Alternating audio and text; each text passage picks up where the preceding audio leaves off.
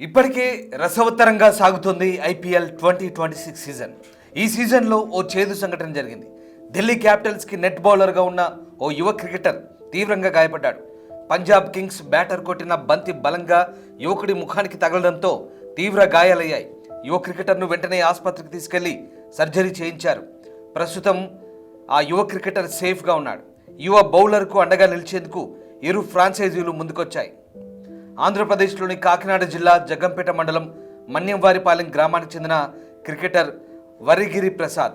ఈ యువ cricketer Delhi క్యాపిటల్స్కి net బౌలర్గా ఉన్నాడు. గతేడాది కూడా డీసీకి నెట్ బౌలర్గా వెళ్ళాడు.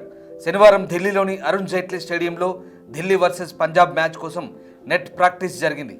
ఆ సమయంలో పంజాబ్ కింగ్స్ ఆటగాడు స్టాయినిస్ కొట్టిన బంతి నేరుగా వెళ్లి డీసీ నెట్స్ వద్ద గిరిప్రసాద్ ముఖానికి బలంగా తాకింది.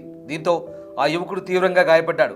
వెంటనే స్పందించిన ఢిల్లీ టీం ప్రథమ చికిత్స అందించి ఆసుపత్రికి తరలించింది.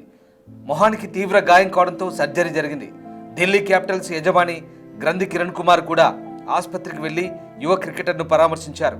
ఆరోగ్య పరిస్థితిని అడిగి తెలుసుకుని నీ వెంట మేము ఉన్నామంటూ ధైర్యం చెప్పారు.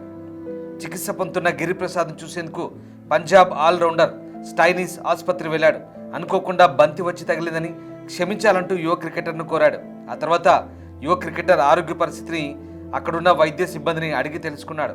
అతడికి ధైర్యం చెప్తూ మంచి భవిష్యత్తు ఉందని కొనియాడారు. ఆ తర్వాత గిరిప్రసాద్తో సెల్ఫీ దిగి క్యాప్ పై సంతకం చేసి ఇచ్చాడు.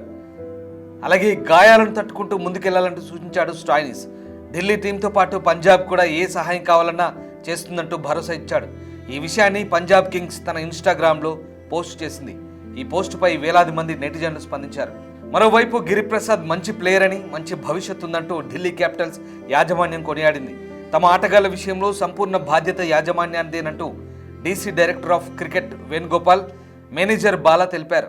ఏపీలోని ఒక చిన్న గ్రామం నుంచి వచ్చిన ఓ యువ క్రికెటర్ కోసం 2 రైవల్ టీమ్స్ స్పందించడంపై నెటిజన్లు హర్షిస్తున్నారు. ఇదిలా ఉండగా ఆదివారం జరిగిన ఏపీఎల్ యాక్షన్లో గిరిప్రసాద్కు చోటు దక్కింది. కాకినాడ కింగ్స్ జట్టు గిరిని కొనుగోలు చేసింది.